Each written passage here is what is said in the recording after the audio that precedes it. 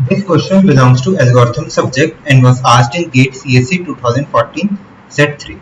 So the question states, consider the C function given below. Assume that array list A contains n greater than 0 elements sorted in ascending order.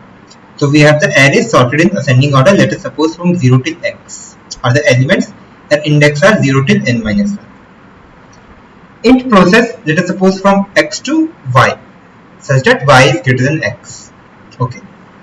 Int process, this is our code. Which of the following statements about the process array is correct? It will run into an infinite loop when x is not in list. It is implementation of binary search. It will always find the maximum element in list A. It will return -1 when x is present in list A. See, what is it doing? Actually, this code is our iterative binary search. See, it is already sorted. It is in sorted array given in ascending order, so we can apply binary search. How we do recursive binary search? We come to the middle element, compare. If it is not the middle element, we either go left or right based on the value of the middle element and our search key. Here we need to search for x. So what we do? We have I, j and k. I as 0, j as n minus 1. So I is first index, j is the last index. We do something while I is less than equal to j. While I is less than j, what we do? We find the middle index k. Then we check if x, the search item, is less than or equal to our middle item. We do j equals to k minus 1. Else, if our search item is greater than equal to this, we do I equals to k plus 1, I over here. So what we are doing? We are just partitioning it and going to one side based on the k and x values. So we are doing it while I is less than equal to j. So what happens? When will this condition terminate? So this will terminate when we will get our item, or if we do not get our item. So let us suppose I is over here and j is over here. Then there can be two cases.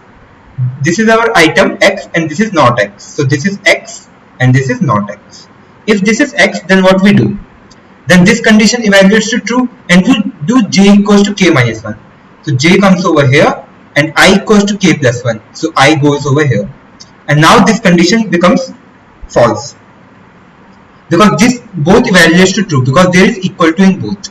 Now this condition becomes false and we know that a of k equals to x. K was this, a of k equals to x. So we return k. Now there can be a case where this is I, this is j, this is k and it is not equal to x. So what we do? Now we increment either x is lesser or greater. Let us suppose it is lesser. If x is lesser, we decrement j over here.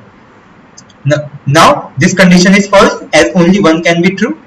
Now this condition while I is less than equal to j becomes false and ak equals to x becomes false and we return -1.